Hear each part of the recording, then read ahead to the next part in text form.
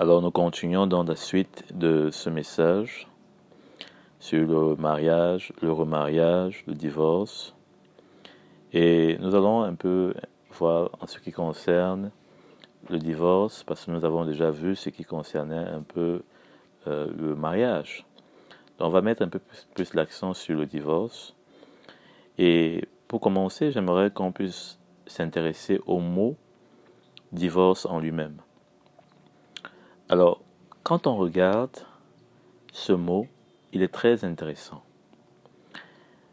Le mot, notamment grec, qui parle de apostasia, c'est-à-dire l'apostasie, encore appelée l'abandon de la foi, ou plus exactement, le retrait de la foi.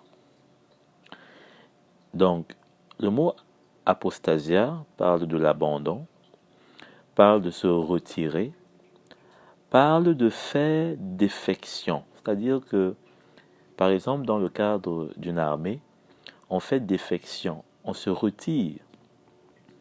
On se retire sans avertir, sans que cela ne soit normal. On se retire comme en cachette. On fait désertion, un renoncement, une attitude d'éloignement. On prend distance. On prend des distances avec ceux dans quoi nous étions engagés. Et ce mot apostasia, curieusement, on retrouve cela quand on parle de la lettre de divorce, dont notamment Jésus a eu à répondre lorsque les pharisiens, n'est-ce pas, lui ont posé la question par rapport à ce que Moïse avait dit dans l'Ancienne Alliance concernant le divorce. Et donc, la lettre de divorce s'appelle aussi apostation. C'est-à-dire que dans le grec, apostation signifie lettre de divorce. Donc, voilà un mot qui est bien curieux de retrouver dans le même sens que l'abandon de la foi, qu'on appelle l'apostasie. Et il se retrouve jumelé, il se retrouve dans le même sens, dans la même signification que, n'est-ce pas, le divorce, la lettre de divorce. Et c'est très fort, à mon sens, comme signification. Parce que cela veut dire que si on considère que, on l'a dit, le mariage, c'est pour des personnes qui sont dans le Seigneur, parce qu'il faut une fondation qui est spirituelle. La fondation qui est spirituelle, parce que le mariage est une institution qui est de Dieu, et tout ce qui est de Dieu est spirituel. Donc, en plus, c'est lui, n'est-ce pas, et avec lui qu'on bâtit notre mariage, parce que notre mariage est une maison. Et Jésus l'a dit, que celui qui bâtit sa maison sur du sable, lorsque les pluies viennent, eh bien sa maison sera mise à terre. Et comme lui, il est le fondement, le véritable fondement, il est la pierre angulaire, il est, n'est-ce pas, le rocher qui ne faillit pas, qui ne faiblit pas, qui ne tremble pas. Lorsque notre mariage est bâti en lui, sur lui, eh bien, nous sommes capables de tenir bon. Alors pour toutes ces raisons, on voit ici que le fait même de se retrouver en train de divorcer, c'est pratiquement pareil, je dirais pareil, de renoncer à la foi. Puisqu'on est dans quelque chose qui est spirituel. Le mariage dans lequel on entre, ou le mariage dans lequel on est et dans lequel nous sommes aussi des enfants de Dieu, nous avons donné nos vies au Seigneur, fait partie de notre foi. Il n'y a aucun élément, je crois que je l'ai déjà dit, dans notre vie qui ne fait pas partie de notre foi. Tout dans la vie d'un chrétien est fondé sur sa foi. C'est pourquoi la Bible nous dit, notamment dans Hébreux, que le juste vivra de sa foi. L'auteur des Hébreux nous le dit. Donc si on est en train de vivre par notre foi, tout ce qui est dans notre vie est aussi par la foi. Et le mariage n'échappe pas à cela. Et donc se retirer du mariage, divorcer, c'est se retirer de la foi. Et le mot apostasia, eh bien, le montre très clairement. Parce qu'il est aussi question, dans ce mot apostasia, dans ce mot apostation, il est question d'une lettre de divorce. Donc celui qui commence par divorcer, c'est pratiquement celui qui annonce déjà le divorce, pas seulement avec son époux ou son épouse, mais aussi avec le Seigneur, avec la famille de Dieu, l'Église. Et généralement, c'est ce qu'on voit. Un frère qui va commencer par divorcer de sa femme et va se retrouver dans une assemblée où ce message de l'Évangile qui nous encourage à porter notre croix est prêché, va devoir faire face aussi à l'Église qui sûrement ne sera pas d'accord pour l'encourager dans le divorce, et il va aussi se couper finalement de l'Église. Et comme il va chercher des personnes qui vont l'encourager dans un sens contraire, il va finalement se couper de la doctrine de Christ, et donc de Christ. Ça ne veut pas dire qu'il va devenir quelqu'un qui sera voué, n'est-ce pas, je dirais, alors, pour l'enfer. Ça ne veut pas dire qu'il ne faut plus, n'est-ce pas, espérer que le Seigneur le ramène, mais ça veut dire ce que l'apôtre Paul dit. Il faut le considérer comme un païen, un publicain. Parce que là, on fait face à quelqu'un qui non seulement a annoncé son divorce avec le Seigneur, parce que sa femme n'est que, je peux dire, cette représentation, n'est-ce pas, de cette relation qu'il a avec le Seigneur. Et je pense que je l'ai souvent dit, tout dans notre vie, tout ce que le Seigneur a fait, tout ce que le Seigneur a institué, nous parle de quelque chose qui est bien plus grand que ce que nos yeux peuvent voir, est bien plus grand que ce que nos yeux peuvent voir. Lorsque le soleil se lève chaque matin, ça nous parle de la fidélité de Dieu, qui chaque matin nous renouvelle ses grâces, nous renouvelle sa bonté. Et donc, pareil pour le mariage. Chaque matin, on se réveille avec notre époux. Eh bien, il y a une sorte de fidélité avec cet époux, ce conjoint, pour continuer, pour avancer. Mais dès lors qu'on entre dans le domaine du divorce, eh bien, on se coupe, pas seulement avec cet époux, mais avec tout ce que cela constitue. Et donc, il faut faire vraiment attention, je pense, avec le divorce. Parce que ce mot apostation nous fait et nous montre qu'il y a un sérieux danger. Et l'apôtre Paul, n'est-ce pas, je pense bien, était bien conscient de cela. C'est pourquoi, quand il parle de rester dans l'état dans lequel nous sommes quand on a connu le Seigneur, c'est très fort. Parce que pour celui qui n'est pas marié, eh bien, il lui annonce déjà combien c'est sérieux lorsqu'on se marie. Et pour celui qui est marié, il lui annonce combien c'est sérieux de ne pas, n'est-ce pas, regarder en arrière, de ne pas chercher à regarder en arrière. Hein? Parce qu'il n'y a rien en arrière pour lui. Hein? Alors, on va ouvrir dans Ézéchiel au chapitre 44, verset 22. Ézéchiel chapitre 44, verset 22. Il est écrit: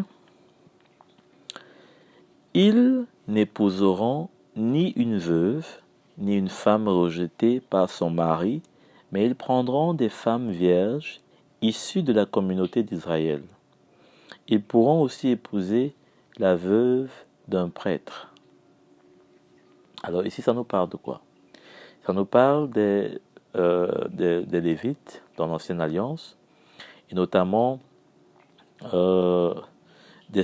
souverain sacrificateur. Et ici, on voit que le Seigneur était bien clair. Il ne fallait pas que, il puisse épouser une veuve, ni, n'est-ce pas, une femme rejetée par son mari. Donc, on va voir notamment pourquoi est-ce que l'apôtre Paul, n'est-ce pas, et même Jésus, surtout, parle de certaines choses que parfois on peut ne pas comprendre, mais en mettant en lien avec ce on lit dans l'Ancienne Alliance, on peut mieux voir non seulement l'importance, mais la constance, n'est-ce pas, de ce que le Seigneur recherche et veut en tout temps, hein, que ce soit aujourd'hui, que ce soit dans 10 ans, le Seigneur ne change pas. Ce qui l'anime, sa parole, son désir, reste, n'est-ce pas, pareil. Alors, allons dans Malachie, au chapitre 2, verset 13. Malachie, chapitre 2, verset 13. Il est dit: Voici une deuxième chose que vous faites. Vous couvrez l'autel de l'Éternel de larmes, de pleurs et de gémissements, de sorte qu'il ne prête plus attention à vos offrandes et qu'il ne peut rien accepter de vos mains. Et vous dites: Pourquoi? Parce que l'Éternel a été témoin entre toi et la femme de ta jeunesse, que tu as trahie. Et pourtant, elle était ta compagne et la femme avec laquelle tu étais lié par une alliance. Vous voyez? Pas lié par un anneau, pas lié par les enfants. Parce qu'aujourd'hui, quand on entend parler du divorce, les gens parlent du divorce avec une empathie pour les enfants. On dit: oh, mais vraiment, vous pouvez divorcer, si vous divorcez, mais gardez de bonnes relations parce que vous avez des enfants. Mais ce n'est pas parce qu'on a des enfants qu'on est lié. Mais on est lié avant ces enfants. Ces enfants ne sont que la suite et la preuve d'un lien qui est entre nous. Hein? Donc, il dit: personne n'a fait cela avec un reste de bon sens. C'est-à-dire que, ici, le Seigneur dit, par le prophète Malachie, personne ne s'est séparé de la personne avec laquelle elle était liée. De bon sens, c'est-à-dire que, sans que ce ne soit une folie, personne ne l'a fait. Sans que ce ne soit une folie, personne ne l'a fait. Avec un reste, il dit, avec un reste de bon sens. C'est-à-dire que sans qu'il y ait eu un peu de folie, un peu de folie, personne ne l'a fait. Hein? Personne. Un seul l'a fait. Et pourquoi? Parce qu'il recherchait la descendance que Dieu lui avait promise. Il parle ici d'Abraham. Car je déteste le divorce, dit l'Éternel. Le Dieu d'Israël est celui qui couvre son habit de violence, dit l'Éternel, le Maître de l'univers. Veillez sur votre esprit et ne combattez pas cette trahison. Veillez sur votre esprit et ne commettez pas cette trahison. Ne commettez pas cette trahison, c'est-à-dire que ne vous laissez pas aller à trahir ce que vous avez, n'est-ce pas, déclaré entre vous et la personne avec laquelle vous étiez dans l'alliance. Vous êtes plutôt dans l'alliance. Souvenez-vous de vos paroles. Souvenez-vous de ces premiers jours. Souvenez-vous que cette alliance est l'alliance qui existe aussi entre Jésus et l'Église. Souvenez-vous que cette alliance est une alliance qui est indestructible, qui est inviolable, qui est, n'est-ce pas,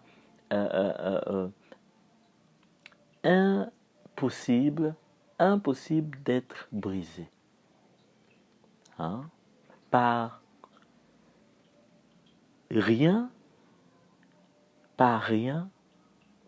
si ce n'est qu'une seule chose. Et on verra cela. La seule chose qui est capable de briser cette alliance. Et on voit ici que lorsque le Seigneur dit cela, il parle à son peuple. Il ne parle pas des personnes qui sont païennes. Il ne parle pas des personnes qui sont païennes. Donc, il parle ici à des personnes qui sont son peuple, ses enfants. C'est pourquoi j'ai dit tantôt que le mariage ne concerne pas les païens. Parce que les païens ne peuvent pas vivre véritablement ce que c'est que le mariage. Donc, le Seigneur voudrait que le mariage soit une alliance de vie et de paix. C'est-à-dire une alliance qui n'a pas la mort, qui ne porte pas la mort et qui ne porte pas l'angoisse. Lisons au verset 5, toujours de Malachie. Mon alliance avec lui était une alliance de vie et de paix. Je les lui ai donnés pour qu'il me craigne, et il a eu pour moi de la crainte. Il a tremblé devant mon nom. La loi de vérité était dans sa bouche. On ne trouvait pas d'injustice sur ses lèvres. Il a marché avec moi dans la paix et dans la droiture, et il a détourné beaucoup d'hommes du mal. En effet, les lèvres du prêtre sont les gardiennes de la connaissance. C'est à sa bouche qu'on demande la loi parce qu'il est un messager de l'Éternel, le Maître de l'univers. Mais vous vous êtes écartés de cette voie. Vous en avez fait trébucher beaucoup par le moyen de la loi. Vous en avez fait trébucher beaucoup par le moyen de la loi. Vous avez violé l'alliance de Lévi, dit l'Éternel, le Maître de l'univers. Et moi, je vous livrerai au mépris et à l'humiliation aux yeux de tout le peuple, parce que vous n'avez pas gardé mes voies et que vous faites preuve de partialité dans l'application de la loi. Donc ici, le Seigneur montre comment est-ce que, son peuple a violé l'alliance. Et il montre au contraire l'exemple, l'exemple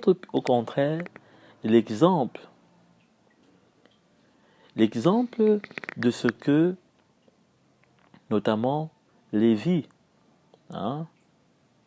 Lévi, qui a été appelé comme prêtre pour servir l'Éternel. Parce qu'au verset 4, il dit, « Vous saurez alors que je vous ai adressé ce commandement afin que mon alliance avec Lévi subsiste. » Donc ici, il montre plutôt comment Lévi a gardé cette alliance. Mais après, le peuple, lui, n'a pas su garder cette alliance. Et notamment, il parle de ceux qui ont succédé Lévi. Comment est-ce qu'ils se sont montrés dans beaucoup de trébuchements et avec la loi même. Avec la loi qui a été donnée à leur père. Et c'est comme ça qu'aujourd'hui, beaucoup de choses sont permises, sont autorisées dans l'Église, soi-disant avec la parole de Dieu. Et on va comprendre pourquoi est-ce que le Seigneur dit beaucoup de ces choses. J'espère que vous comprenez bien, vous retenez bien ces passages. Parce qu'on va plus revenir forcément dessus. Mais dans la suite, il y aura beaucoup de points qui vont nous ramener à ce qu'on dit ici. En effet, les lèvres du prêtre sont les gardiennes de la connaissance. C'est-à-dire que ce sont les serviteurs du Seigneur qui sont appelés à annoncer sa parole à son peuple, qui gardent la vérité dont on a besoin. Pas du monde qui va nous enseigner ou nous montrer ou nous expliquer quoi que ce soit. Le monde ne peut rien nous enseigner. Le monde peut nous montrer, nous apprendre des rudiments, à dire que des choses de base. Mais quand il s'agit des choses de la foi, le monde est incapable. Puisque ce monde a rejeté le Seigneur. Comment pourrait-il aujourd'hui nous apprendre? On voit des choses qui sont... des trucs qui sont créés, organisés. Par exemple, à la télé, on voit des choses. On comprend que le monde ne peut rien nous apprendre par rapport au mariage. On voit des choses organisées, des séries, beaucoup de choses. Des divertissements, parfois autour du mariage, parfois. Et quand on voit ça, on se rend plutôt compte que ce monde ne comprend rien du mariage. Il vit le mariage comme des enfants. Mais c'est auprès de ceux qui connaissent le Seigneur et qui sont appelés pour le servir qu'on peut retrouver des armes pour non pas combattre notre mari, mais pour combattre tout ce qui s'élève contre ce qui est de Dieu. Donc, c'est pourquoi l'apôtre Paul nous exhorte dans Éphésiens de prendre les armes spirituelles. Parce qu'il y a beaucoup de choses qui peuvent s'opposer. Donc il dit, c'est à sa bouche qu'on demande la loi. Parce qu'il est le messager de l'Éternel, le maître de l'univers. Mais vous avez écarté, je suis au verset 8 de Malachie, chapitre 2, vous avez écarté de cette loi. Vous vous êtes écarté de cette loi. Donc non seulement, c'est toujours comme ça, celui qui égare lui-même d'abord s'écarte au début. Vous avez violé l'alliance de Lévi et parfois il commence lui-même par faire ce que il ne faut pas. Dit l'Éternel, le maître de l'univers, et moi je vous livrerai au mépris et à l'humiliation aux yeux de tout le peuple parce que vous n'avez pas gardé mes voies. Vous avez fait preuve de partialité dans l'application de la loi. Parfois on commence à entendre dans certaines assemblées où certaines choses, n'est-ce pas, sont comme encouragées, où il y a un laisser-aller, où il y a une liberté qui commence à se donner. Qu'est-ce qui suit? Ce qui commence à suivre, c'est des accusations. Ah, tel frère, comme il a fait ceci, c'est lui sûrement qui a tort parce que la sœur, ceci, cela. On commence à donner raison plutôt à la sœur. Ou alors, mais où est ce message qui nous amène à prendre notre croix, hein? Pas à donner raison à X ou à donner raison à l'autre. Ce n'est pas ça qu'on fait dans l'Église, hein? Mais c'est de nous encourager à prendre notre croix, à prendre chaque jour, hein, cette croix qui est devant nous. Hein? On n'est pas là pour applaudir la sœur parce qu'elle elle est une sœur, elle est peut-être impliquée dans l'Église et que comme elle est face à son mari, elle subit peut-être des choses injustes. On se dit que ben voilà, c'est son mari qui n'est pas digne d'elle. Non, ce n'est pas ça le rôle de l'Église. On ne juge pas avec partialité. Parfois, on n'a même pas écouté le mari païen ou je ne sais pas moi quoi. Peut-être que le mari est même d'une autre assemblée et qu'on n'aime pas cette assemblée ou alors on aimerait plus qu'il soit avec nous. Et donc, on juge vite. Hein? On juge facilement. On ne vit même pas avec eux au quotidien. Parce qu'on connaît. Hein? On sait que parfois on est très, très angélique à l'église. On fait beaucoup de choses qui sont apparentes à l'église. On paraît sans péché, on paraît sans faute. Mais au dehors, à la maison, c'est plus compliqué. C'est plus difficile. Là, on ne peut pas se cacher. Hein? On ne peut pas cacher ce qu'on est au fond. Mais le Seigneur est là. Et l'Église est là. Pour que lorsqu'on prend, hein, on prend ce que le Seigneur dit ici. La bouche, il dit que c'est à sa bouche qu'on demande la loi. Quand on a pris la loi de Christ, pas la loi de l'ancienne alliance, mais la loi de Christ. L'apôtre Jacques en parle. La loi parfaite de la liberté. Lorsqu'on a passé un moment à être enseigné, à être, n'est-ce pas, rechargé, à être, n'est-ce pas, encouragé à cette loi. Hein? Nos batteries étaient peut-être faibles, mais quand on vient à l'écoute de l'évangile, c'est pourquoi il faut écouter l'évangile. On n'écoute pas l'évangile parce qu'on veut écouter quelque chose de neuf, de nouveau. Mais on écoute l'évangile parce qu'on a toujours besoin que le Seigneur ouvre nos yeux, que le Seigneur nous encourage, que le Seigneur nous confronte. Parce que parfois on peut croire qu'on a raison, parfois on peut croire qu'on fait bien. Mais quand le Seigneur nous parle, et que ce n'était pas par notre propre bouche, mais par une autre bouche, et que ça vient frapper quelque chose qui était en nous, sans même que la personne ne connaisse notre situation, et qu'on a le témoignage de l'Esprit qu'il nous parle, et bien là, on peut faire beaucoup de choses différemment, à tel point que l'autre ne nous reconnaît plus à la maison. Et c'est là le miracle qu'il faut aujourd'hui dans l'Église. Pas des miracles qui font beaucoup de bruit à la télé, qui font beaucoup de bruit pour attirer le voisin comme si on faisait du marketing. Mais il faut le miracle qui parle plus fort que des heures d'évangélisation, qui parle plus fort que, je ne sais pas moi, tout ce qu'on peut bien vouloir faire pour prêcher, pour annoncer quelqu'un qu'on est sauvé, que nous-mêmes on est sauvé et qu'il a besoin d'être sauvé. Parce que quand quelqu'un voit ça, il comprend qu'il a besoin lui aussi d'être sauvé. Sans même, c'est ça que le Seigneur nous dit. Hein? C'est ça que le Seigneur nous dit, sans parole. Des femmes qui ont gagné, hein? Des femmes qui ont gagné leur mari sans parole. Hein? Sans parole. Donc, on va revenir sûrement sur certains points, mais continuons d'abord. Donc, on a vu Malachie. Et à présent, quand on voit, par exemple, n'est-ce pas ce que Jésus dit, hein? Jésus dit dans Matthieu, au chapitre 1, le verset 19, on va mieux comprendre aussi.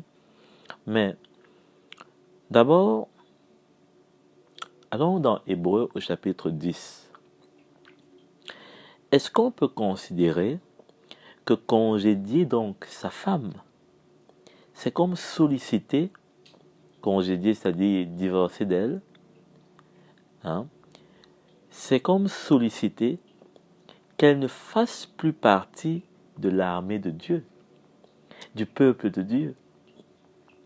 Parce que si je suis dans une assemblée avec mon épouse et que je divorce d'elle, en principe, ça veut dire que je veux aussi qu'elle ne soit plus dans l'assemblée avec moi, avec ceux qui sont dans l'assemblée avec nous.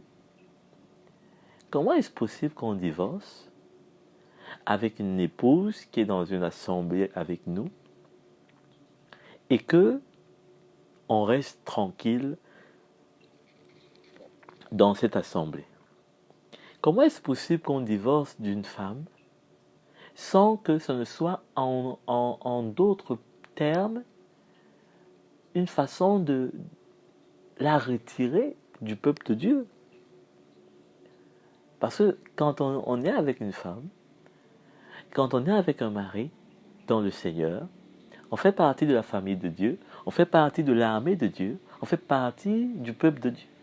Mais dès lors qu'on va divorcer avec cette femme, c'est un peu comme si on demandait au Seigneur, hein, on lui disait, il y a un élément là, il ne faut plus qu'elle fasse partie de ta famille. Pourquoi? Parce que moi j'ai divorcé d'elle. Hein?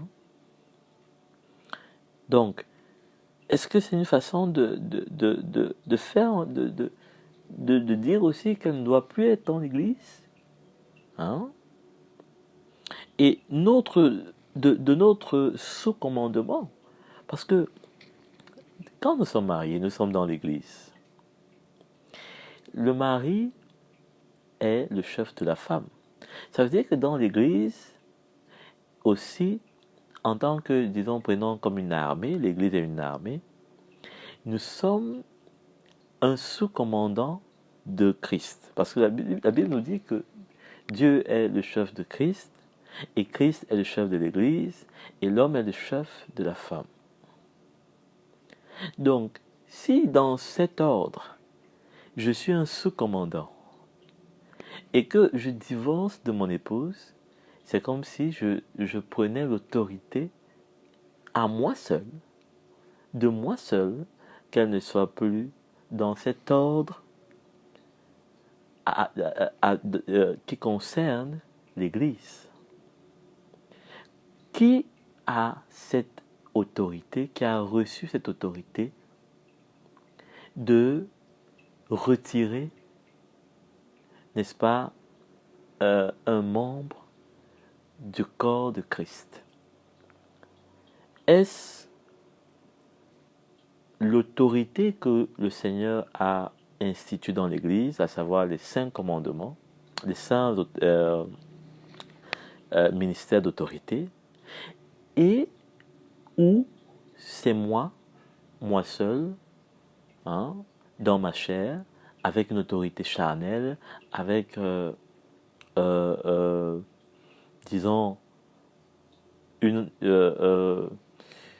est fatigué de prendre sa croix peut-être, ou je ne sais pas moi quoi, et c'est à moi seul de prendre cette autorité et de dire, aujourd'hui, tu es ma femme, mais tu es aussi un membre de cette armée, de l'Église, et je divorce de toi. Parce que le fait de divorcer en tant qu'un homme, on divorce de sa femme, c'est comme couper un membre de l'Église à nous seuls. On coupe ce membre, on décide que ce membre-là ne soit plus dans cet ordre dans l'Église. Hein? C'est quand même terrible. Imaginez-vous que peut-être la sœur en question, elle est diaconesse. Avec quelle joie, avec quel empressement elle pourra continuer à faire son service. Alors, c'est ça, des conséquences que parfois on ne voit pas. On ne voit pas du tout. On devient véritablement, c'est-à-dire pareil à ce que le Seigneur, par la voix du prophète Malachi, reprochait à son peuple. Hein? On manque de bon sens. Hein? On est là en pleine folie. Hein?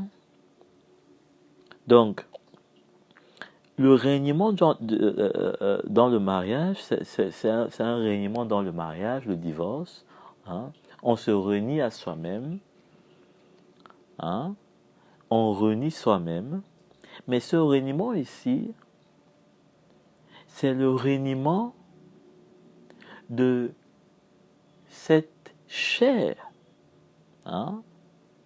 Cette chair dans laquelle on est maintenant un, comme on l'a dit. On a une même chair avec cette épouse, on la renie, on renie sa propre chair. On renie sa propre chair. Or, allons lire ce passage.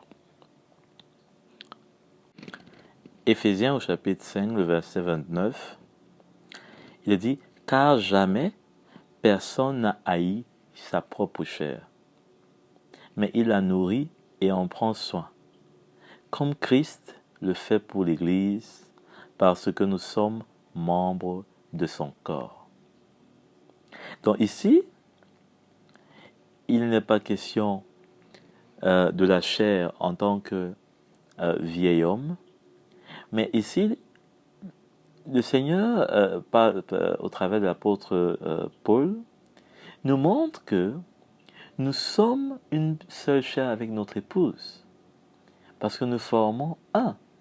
Il fait dans le mariage, à travers le mystère du mariage, il fait de deux un.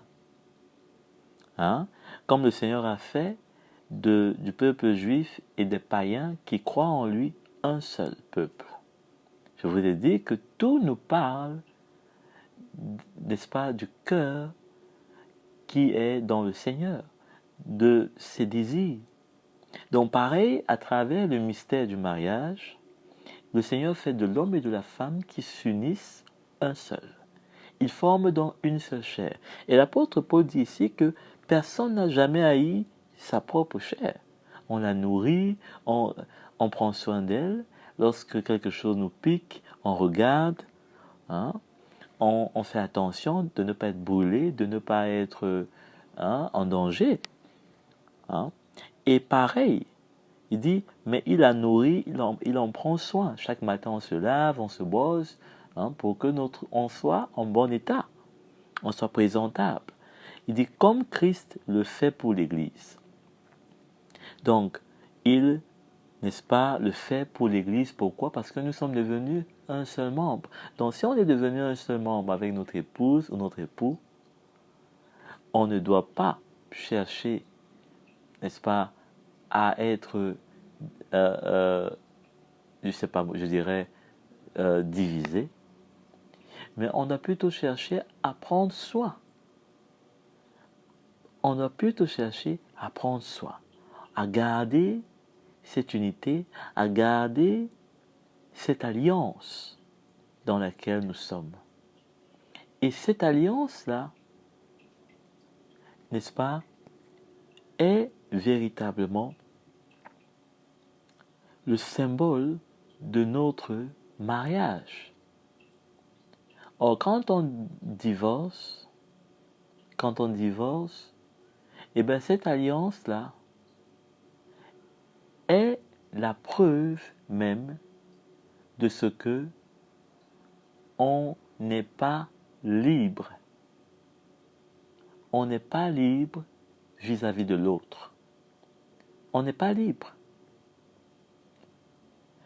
Bien sûr, à l'exception de cet élément-là dont j'ai parlé, qui peut justifier, n'est-ce pas, notre séparation.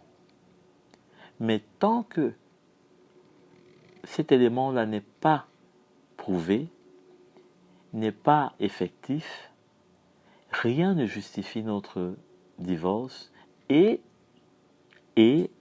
au contraire, notre alliance nous condamne. Notre alliance nous condamne, une fois de plus. Parce que n'oubliez pas, on l'a lu, j'espère que vous vous en rappelez, je vous ai dit de vous rappeler de ces passages. Le Seigneur a parlé, il a dit qu'avec Lévi, son alliance était une alliance de paix et de vie. Donc quand il n'y a pas cette alliance-là, quand cette alliance-là, disons, est fracturée, l'alliance ne porte plus la paix. C'est pourquoi on va retrouver des hommes et des femmes qui sont aigris lorsqu'il y a un divorce. Chacun accuse l'autre, chacun se montre, disons, comme si tout allait bien, mais au fond, quand vous grattez un peu, la personne est dure, la personne est remplie de colère, remplie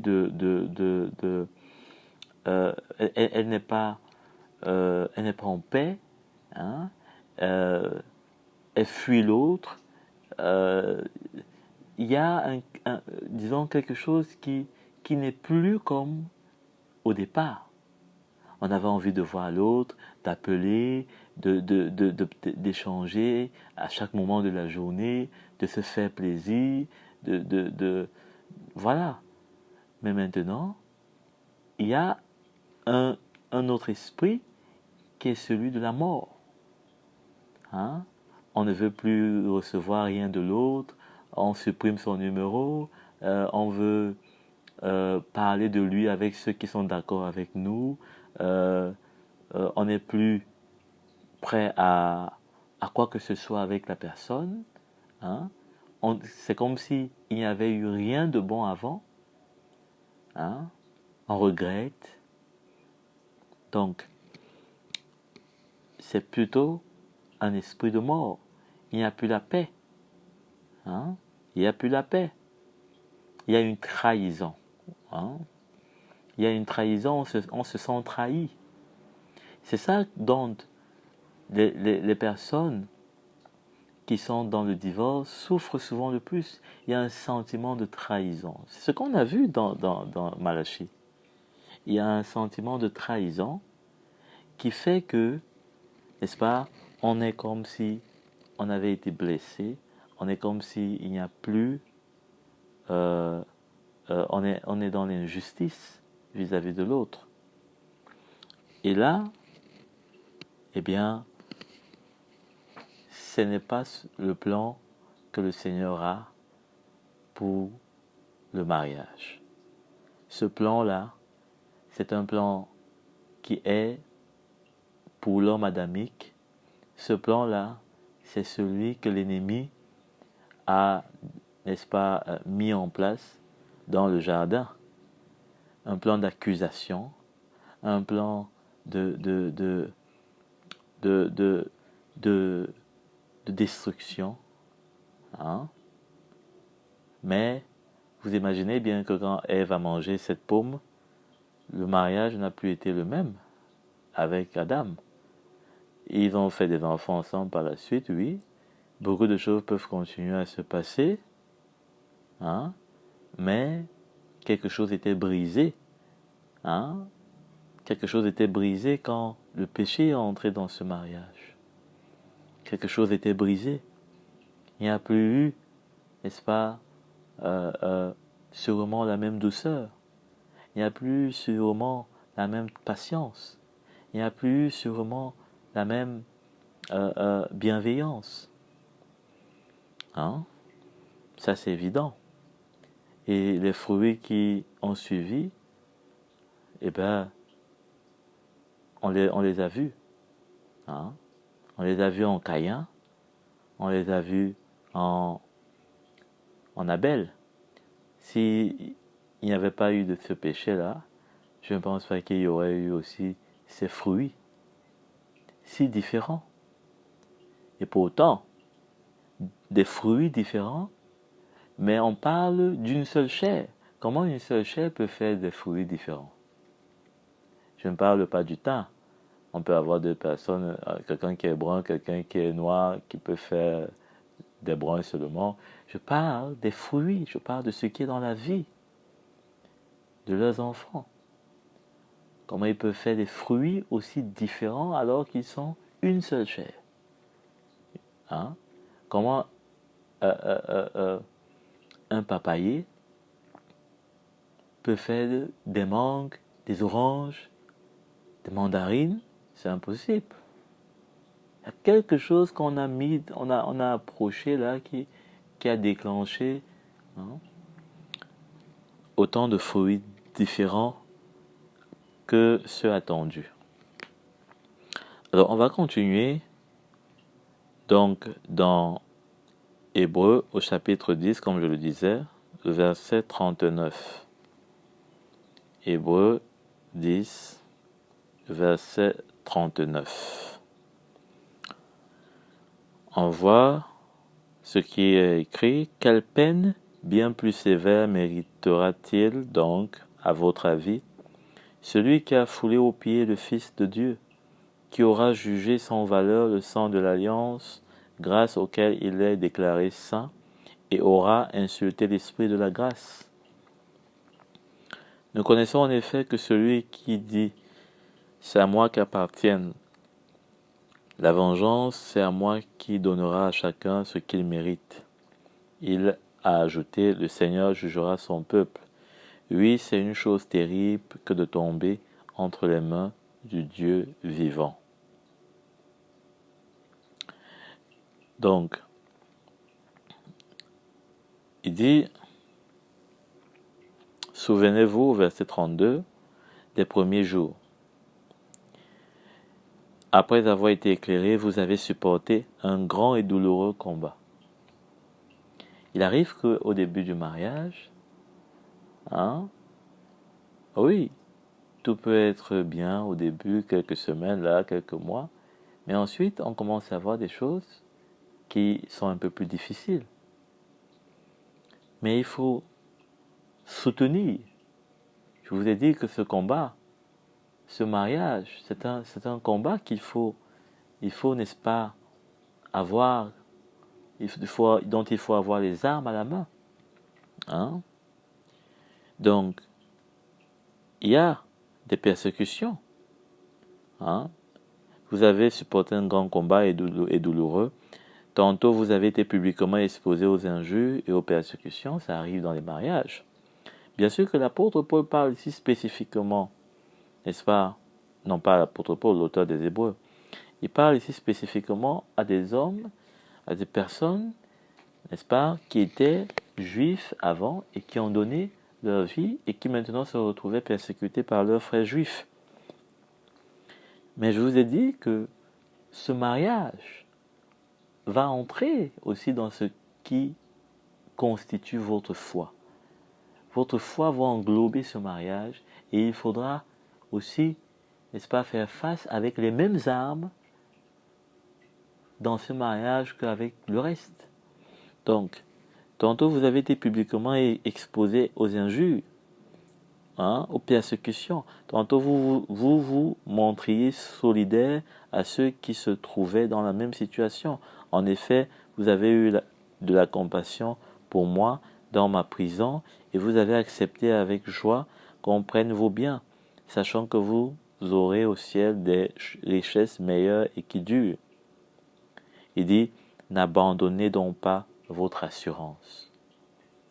Quelle assurance est-ce que nous avons au-delà de tout ce qu'on peut faire face dans notre mariage? Quelle assurance? Est-ce qu'on a l'assurance que le Seigneur a voulu qu'on soit dans ce mariage? Parce qu'il arrive souvent lorsque les idées de divorce commencent déjà à tourner ou à grandir, à pousser dans notre cœur, on commence à se dire, c'était juste un passage. J'ai entendu parler tantôt d'une aide de destinée, quelqu'un qui était une aide de destinée. Donc, Dieu m'a mis dans ta vie pour que je sois juste une aide de destinée. Destinée à quoi? À être un ex-mari, à mettre dans ton CV ex-marié, parce que je ne comprends pas, destiné à quoi? Est-ce que parce que tu as eu des enfants, J'étais juste un être destiné à te faire des enfants, mais beaucoup d'hommes pouvaient te faire des enfants. Être destiné à quoi? C'est-à-dire que quand il y a déjà la folie qui prend déjà notre esprit, on n'arrive plus à voir, hein, véritablement ce que le Seigneur, n'est-ce pas, veut faire et est capable de faire. Même si au départ, il était païen, ce que, on va le voir tantôt, on n'encourage pas des mariages entre païens et on l'a dit tantôt. Mais est-ce qu'on est capable de faire confiance au Seigneur, d'avoir cette assurance-là, que puisqu'il dit qu'on est dans une alliance, dès lorsqu'on est marié, et que cette alliance ne peut pas être détruite, hein, eh bien on doit lui faire confiance. On doit avoir l'assurance en sa parole. On doit avoir l'assurance qu'il est le Dieu qui repart les brèches. Hein? Donc, qui est porteuse, il dit n'abandonnez donc pas votre assurance, qui est porteuse d'une grande récompense. Hein? Pas seulement au ciel, mais surtout, hein, aussi sur cette terre. Hein? Le Seigneur peut nous récompenser de beaucoup de choses, par beaucoup de voies. Et parfois, tellement ces voies sont insondables que on peut se rendre compte, parfois des années après, de ce que le Seigneur a fait et comment il a si bien fait. Si bien fait.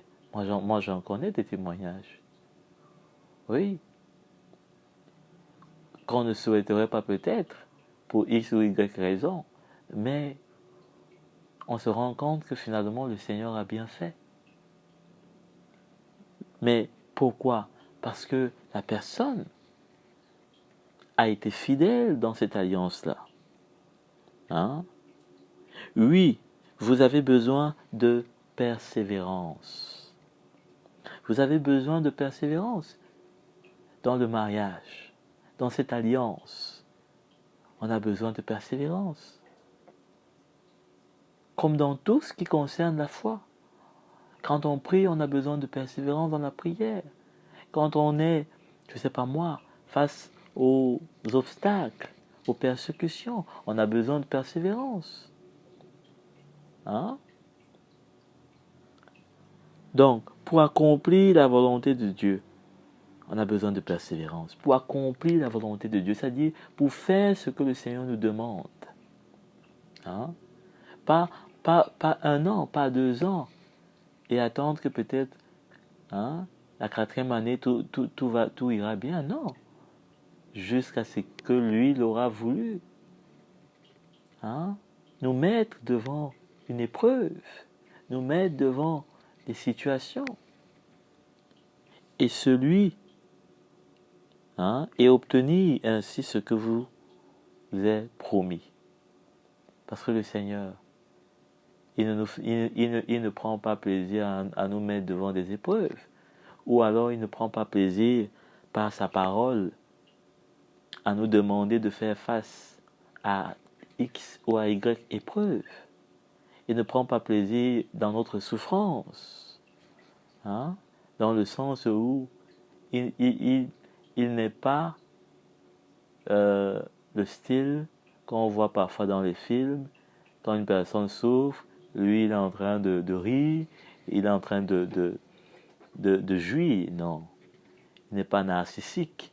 C'est-à-dire qu'il ne prend pas du plaisir dans la souffrance, hein, de l'autre. Bien que le Seigneur se glorifie de nous voir lorsqu'on prend notre croix, de nous identifier à Christ, à sa mort. Mais là, c'est parce qu'il sait qu'on va moissonner la vie. C'est cette vie dont il se glorifie lorsqu'on la porte, au travers de la mort. Hein? Il sait que c'est un chemin. Il sait que c'est une porte. Amen. Vers la vie. N'oubliez pas que l'alliance que le Seigneur a avec nous, c'est une alliance de vie et de paix. Hein? Je crois que vous vous rappelez de ce message. Le Dieu de paix. Donc, voilà ce qu'on a lu tantôt dans Malachie. Le Dieu qui a avec nous une alliance de vie. C'est pourquoi, dans la nouvelle alliance, le passage qui consiste à prendre notre croix, à mourir à nous-mêmes, est important et est véritablement nécessaire parce qu'il y a au bout la vie de Christ qu'on moissonne. Ce n'est pas une mort gratuite, une mort pour mourir, une souffrance pour une souffrance, mais c'est une souffrance qui permet de moissonner la vie. Hein?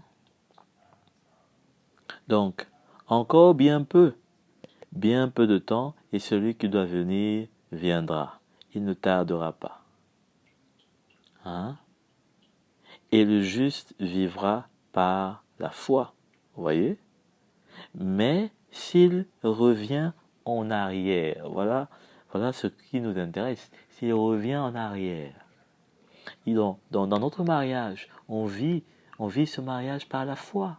On ne le vit pas avec les règles, les principes qui sont dans le monde, les petits conseils qui sont donnés à gauche et à droite par les aides conjugaux, je ne sais pas moi quoi, tout ce qui consiste dans les techniques humaines, dans l'intelligence humaine. Hein, il faut attendre ton mari en petite tenue quand il rentre. Il ne faut pas être en cabas, comme si c'est le cabas qui va retenir ou va faire fuir ton mari. Je ne sais pas moi. Des choses qui sont vraiment à 1000 lieues de ce que le Seigneur a à nous montrer. Hein? Comme si, je ne sais pas moi, on avait besoin de quelque chose d'autre que ce que le Seigneur nous montre par sa parole. Hein? Donc, mais s'il revient en arrière, on a vu que revenir en arrière, ça consistait en quoi? Ça consistait en cette apostasie. S'il revient en arrière, je ne prends pas plaisir en lui. Quant à nous, nous ne faisons pas partie de ceux qui reviennent en arrière pour leur perte. Donc, je ne vais pas m'engager dans la voie du divorce pour ma propre perte. Et on va voir comment ça se matérialise. Mais de ceux qui ont la foi pour le salut de leurs âmes. Je dirais ici pour le salut de leur mariage. Donc, on a la foi aussi pour notre mariage. On a la foi pour que le Seigneur sauve notre mari. On a la foi pour que le Seigneur sauve nos enfants.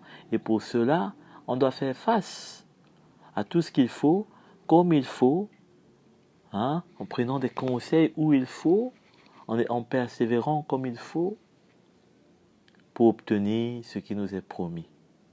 Amen. Donc, jusqu'ici, je crois que nous sommes très clairs. Et je voudrais dire que le mot apolio, qui lui parle aussi de rompre, de délier, de séparer, de rendre libre, de renvoyer libre, renvoyer libre, dont on renvoie son conjoint libre, parce que, je vous l'ai dit, et on l'a vu, le corps de la femme appartient à son mari, c'est-à-dire que on n'est pas libre quand on est dans cette alliance, dans cette union d'une seule chair, du mariage. Le corps de la femme appartient à son mari. appartient. C'est ça qui est intéressant ici, appartient. Donc, on va se retrouver ainsi que, à travers le divorce, on renvoie libre non seulement le conjoint, mais c'est pour être soi-même libre. Hein? C'est ça que le divorce va faire. On va se séparer de l'autre pour retrouver notre liberté. Hein? Donc, c'est relâcher, ne pas détenir, ne pas détenir plus longtemps. Congédier, divorcer. Alors, apolio, donc ça c'est en grec, plutôt en latin, qui parle, parce qu'on a vu que le grec, lui, c'est plutôt apostasia, abandonner, faire défection, voilà, donc se retirer. Et ici, c'est plutôt en latin. Et là, on voit que quand on devient libre, on ne devient pas, selon l'esprit de l'alliance, et surtout, je voulais dire, de la nouvelle alliance. On ne devient pas célibataire. C'est-à-dire quoi? Le fait de divorcer, beaucoup de personnes pensent que ça les rend célibataires. Mais c'est faux. Ça ne les rend pas célibataires. Absolument pas. Il faut faire très attention à cela. Parce que on peut dire que parce qu'on n'est plus marié, alors on est célibataire et on s'amuse à dire on est de nouveau sur le marché. Je suis sur le marché. Mais on n'est pas célibataire parce qu'on a divorcé. On n'est pas célibataire parce qu'on a divorcé.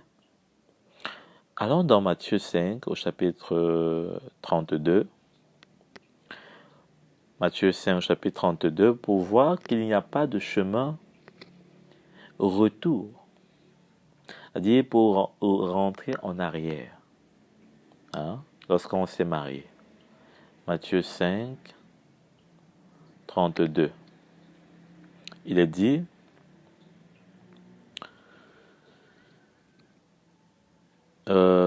commençons au verset 33. Bien, 31. Il a été dit que celui qui renvoie sa femme lui donne une lettre de divorce.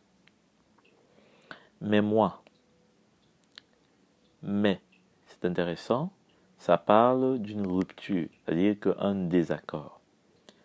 Je vous dis, celui qui renvoie sa femme, entre guillemets, voilà l'exception dont je vous parlais, sauf pour cause d'infidélité.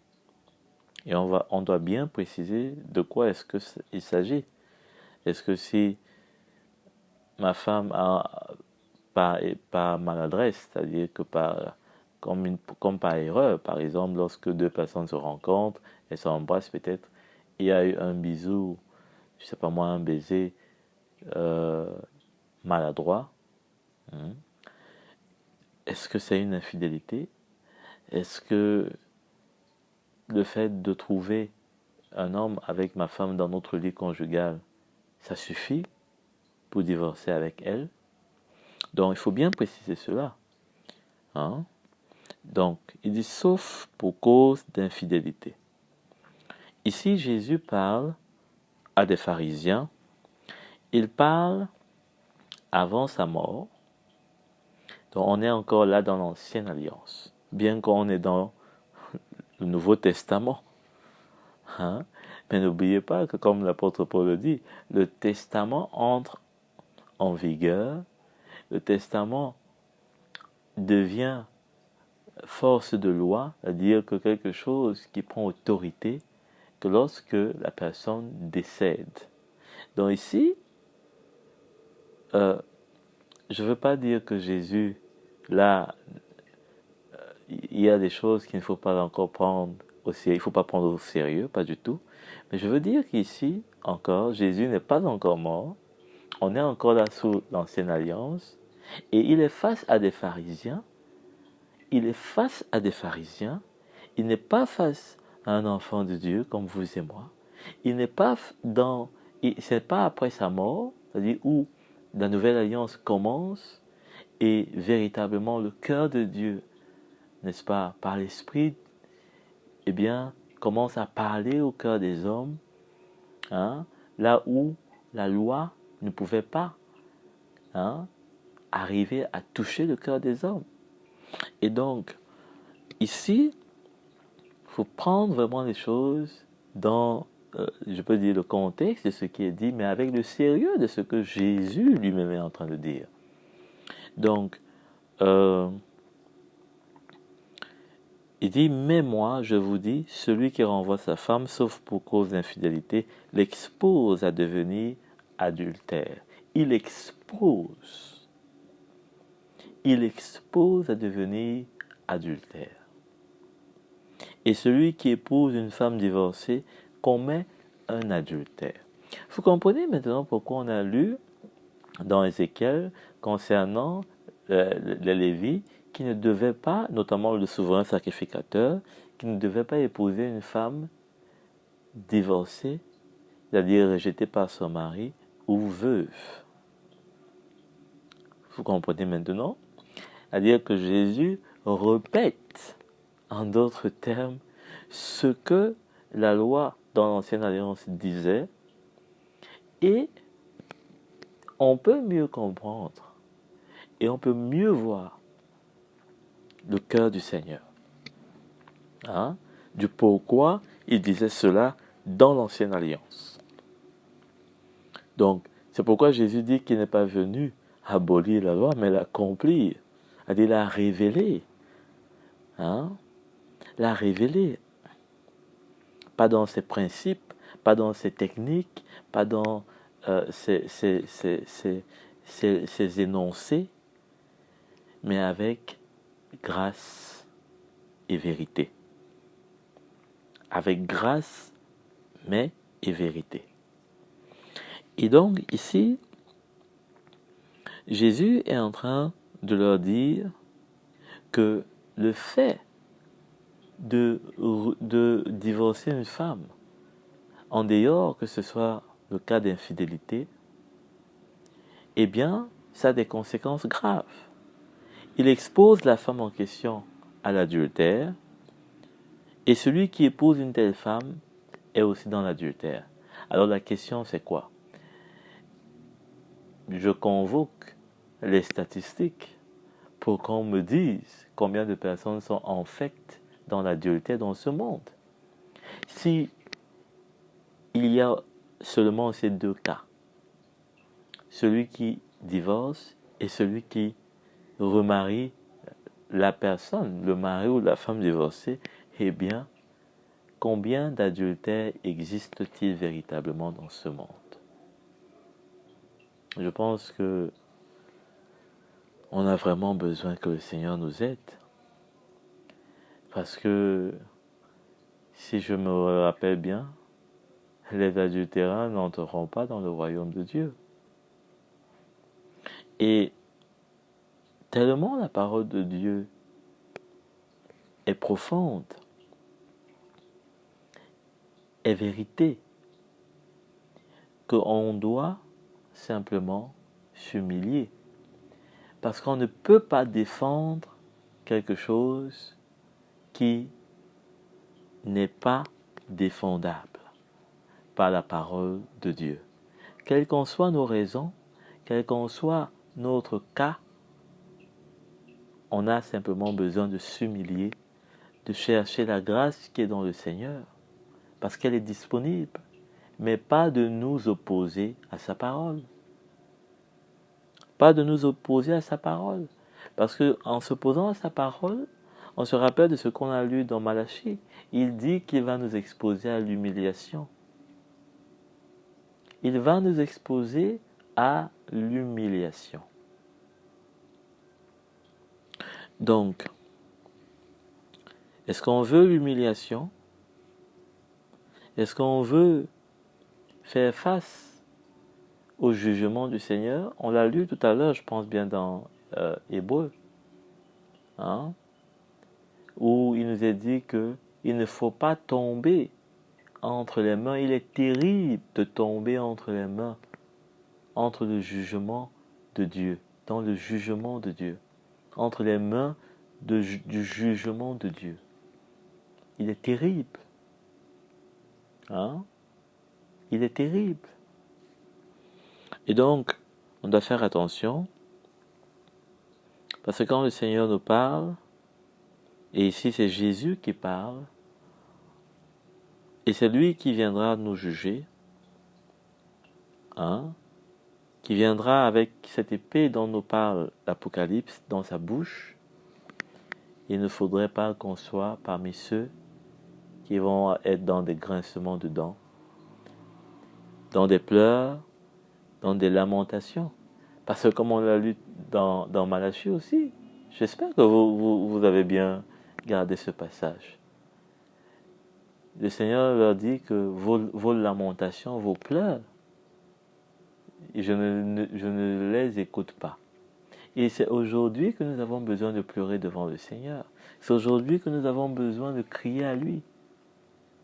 C'est pas d'attendre ou de nous rebeller et de penser que tout ira mieux, tout ira bien, parce qu'on est dans le Seigneur, parce qu'on est sauvé. Mais celui, comme l'apôtre Jean le dit, hein, celui qui reconnaît ses fautes, il est fidèle pour les lui pardonner. Hein? Il est fidèle. Donc, on peut reconnaître là où on est tombé, et le Seigneur est fidèle pour nous relever, nous encourager et continuer dans cette course qu'est le mariage aussi. Hein? Cette course qu'est notre foi dans le mariage. Hein? Le mariage n'est que un aspect de cette foi pour ceux qui sont mariés. On a besoin que le Seigneur nous aide, parce que de plus en plus, le mariage sera attaqué. De plus en plus, le mariage sera attaqué. De plus en plus. De plus en plus. Et il faudrait qu'on puisse, nous, si on dit qu'on se soumet à la parole de Dieu, on soit comme de véritables colonnes qui, n'est-ce pas, permettent d'éclairer avec la lumière qui est à leur sommet ceux qui sont dans les ténèbres. Et que, au lieu de l'humiliation, qu'on soit un sujet de joie, un sujet d'admiration pour ceux et celles qui, malgré tout ce que on peut donner comme raison, comme argument, mais verront que peut-être notre cas était plus lourd, peut-être notre cas était moins lourd, moins difficile, peu importe. Mais une chose est, c'est que nous aussi, on a fait face, pas avec notre force, mais avec la force du Seigneur, et le résultat est là. Et il est enviable. Amen. Il est enviable. Le résultat est enviable. C'est ça qui fait la différence. C'est pas le nombre d'années, mais le résultat. Le résultat qu'il y a dans le mariage. Hein? La vie, l'alliance de vie. La vie qu'il y a dans cette alliance-là entre nous et notre mari. C'est ça qui fera la différence. La paix qu'il y a dans cette alliance-là, c'est ça qui fera la différence. Amen. Alliance de paix et de vie. C'est ça qui fera la différence. Et donc, on va continuer aussi, avant de terminer, euh, pour dire que l'homme ou la femme qui divorce et qui va se remarier est, n'est-ce pas, dans on va aller dans Matthieu 1 au chapitre 19. Matthieu 1 au chapitre 19, le verset, oui, 19. Il est écrit: Joseph, son fiancé, qui était un homme juste et qui ne voulait pas l'exposer au déshonneur, se proposa de rompre secrètement avec elle. Comme il y pensait, un ange du Seigneur lui apparut dans un rêve et dit: Joseph, descendant de David, n'aie pas peur de prendre Marie pour femme, car l'enfant qu'elle porte vient du Saint-Esprit. Donc ici, vous connaissez sûrement le passage, c'est Joseph qui, voyant Marie enceinte, s'est dit, bon, elle a sûrement fait un enfant dehors, et donc c'est un déshonneur pour notre mariage. Et il dit qu'il n'a pas voulu l'exposer au déshonneur. Il n'a pas voulu l'exposer à l'humiliation. En faisant une lettre de divorce, comme cela a été recommandé par Moïse dans l'Ancienne Alliance, et il a proposé de rompre secrètement avec elle. Et je crois que Jésus ne pouvait pas naître d'une alliance, n'est-ce pas, brisée. C'est pourquoi le Seigneur a bien fait les choses. Le Seigneur a bien fait les choses, puisque c'était le Saint-Esprit qui était à l'origine de cette fécondation. Et que si Marie n'était pas mariée avec Joseph, ou fiancée plutôt, on aurait posé des questions, ça serait bizarre. Et ça aurait été une humiliation pour Jésus. Il sera un fils bâtard.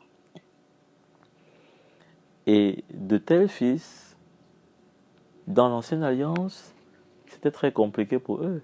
Je dirais même que c'était une malédiction. Et ils ne pouvaient pas entrer dans l'assemblée du peuple. Donc, il faut faire attention parce que parfois, on peut donner beaucoup de raisons quand les idées noires du divorce commencent à apparaître en nous,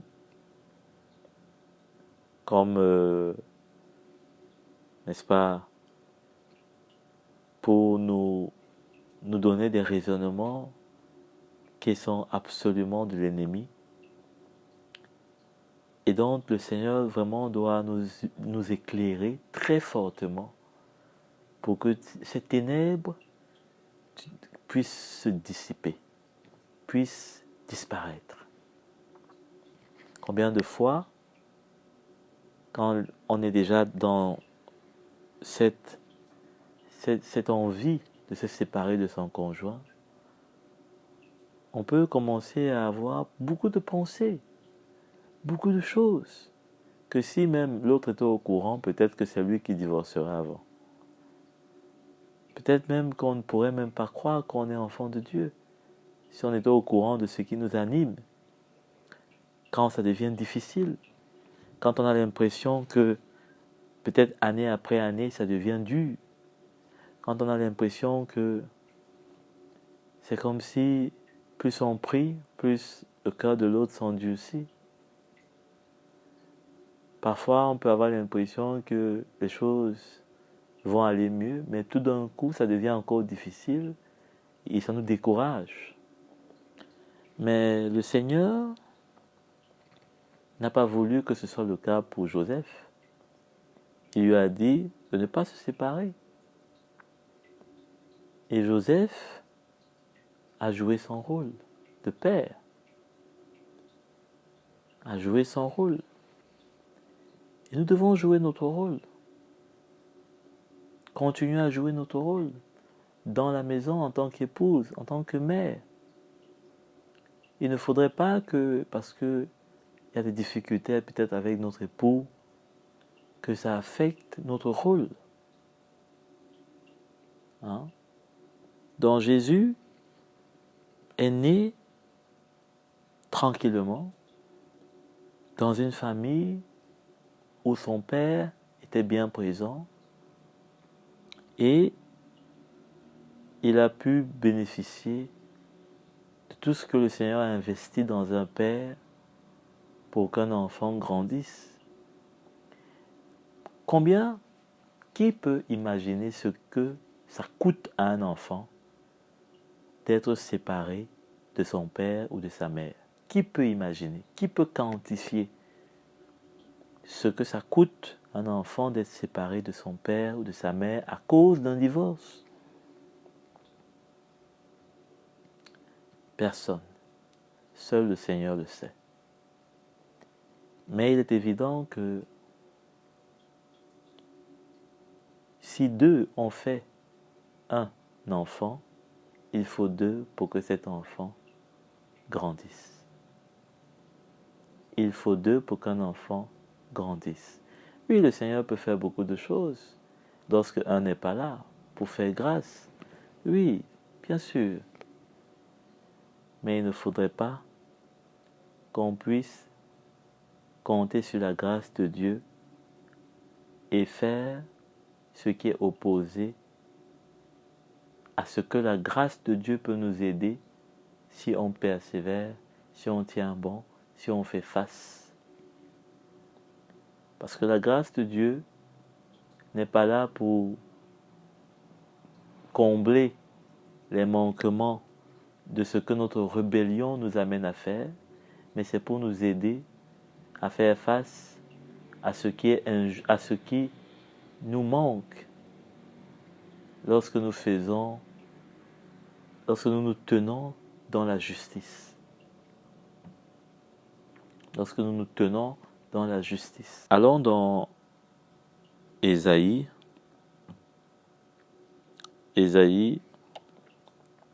chapitre 57. Ésaïe 57, verset 1. Il est écrit: le juste disparaît et personne ne prend cela à cœur. Les hommes de bien sont enlevés et personne ne comprend que c'est à cause du mal que le juste est enlevé. Hein? Il entrera dans la paix et trouvera le repos sur son lit, celui qui aura marché dans la droiture. Hein? Celui qui aura marché dans la droiture. Donc, on a besoin que nous puissions avoir cette assurance que si nous marchons dans la droiture, c'est-à-dire dans ce que le Seigneur nous demande par sa parole et nous témoigne par son esprit, on recevra le repos. On recevra le repos. Et ce repos n'est pas que dans les cieux, mais déjà dans notre cœur. N'est-ce pas vrai que lorsqu'on marche dans la volonté du Seigneur, on trouve un repos dans notre cœur? On trouve un repos dans notre cœur. Il est évident que celui qui ne fait pas la volonté du Seigneur est plutôt dans l'angoisse. C'est-à-dire qu'il est plutôt pas du tout tranquille. Hein? Et la Bible dit, paix sur l'âme qui fait ce qui est bien, angoisse hein, sur l'âme qui fait le mal. Hein? Que ce soit dans l'Ancienne Alliance, dans la Nouvelle Alliance, la Bible nous le dit. Et donc, ici, le Seigneur encourage le juste. Peut-être que vous êtes dans un couple, dans un foyer où ça ne va pas, c'est terrible. Peut-être que vous pouvez même mourir dans ce foyer. Parfois, il y a des menaces qu'on entend et on se dit, mais vous êtes sûr que c'est un couple?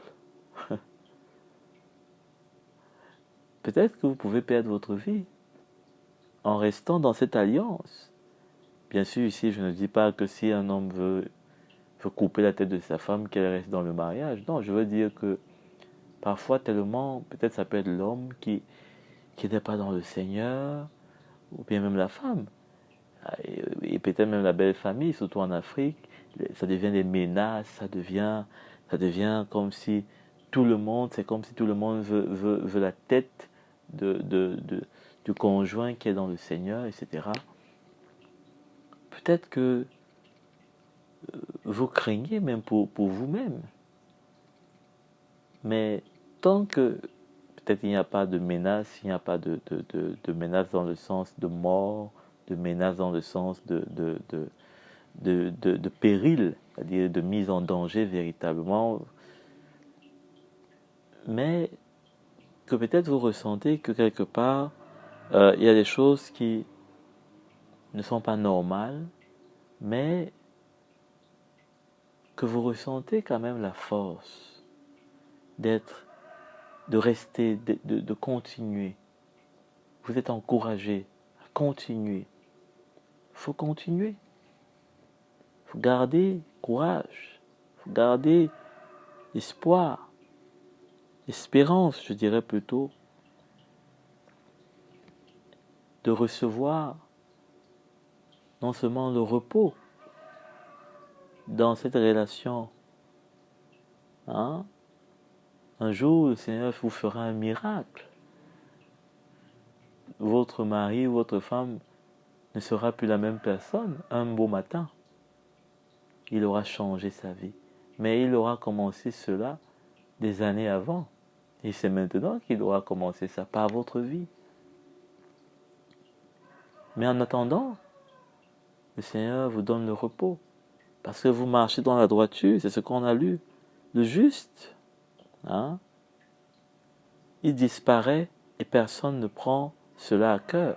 Peut-être que vous êtes marié, peut-être, ou bien peut-être vous connaissez des personnes qui sont mortes comme ça, et peut-être vous vous dites, mais, ou bien on vous raconte l'histoire de quelqu'un qui a perdu sa vie en étant dans un mariage avec quelqu'un, et vous vous dites, mais il ne faut pas que ça vous arrive. Non, peut-être que personne ne prend garde. Les hommes de bien sont enlevés. Hein? Il y a des personnes qui disparaissent, qui meurent sur cette terre. Des hommes que le Seigneur voit comme étant des hommes de bien, des justes. Personne ne s'en inquiète. On voit plutôt hein, le mal qui prospère. Hein? Mais le Seigneur dit, c'est à cause du mal. Il dit, et personne ne comprend que c'est à cause du mal que le juste est enlevé. C'est-à-dire que parfois, le Seigneur peut même prendre votre vie. Hein? Ou alors le Seigneur peut même prendre la vie de, excusez-moi, de votre conjoint. Hein? Il dit, le juste est enlevé. Hein? Ça peut être le mal. Peut-être qu'il est enlevé. Je ne dis pas que le Seigneur veut faire décider votre mari. C'est pas ça. Mais je veux dire que quand on continue, quand on est dans ce combat, le Seigneur peut faire des choses extraordinaires. Mais déjà, il vous donne la paix. Hein? Il entrera dans la paix. Il vous donne la paix. Quand vous êtes dans cette paix, malgré le combat ardent qu'il peut y avoir, vous êtes quand même encouragé. Vous êtes quand même, vous avez comme une force qui vous dépasse et vous êtes prêt à continuer. Et ça, c'est un grand témoignage que vous portez et des fruits dont vous ne vous rendez même pas compte, mais qui sont en train de prendre place en vous. Et c'est cela qui glorifie le Seigneur. Donc je voudrais m'arrêter là et je vous dis à bientôt pour la suite.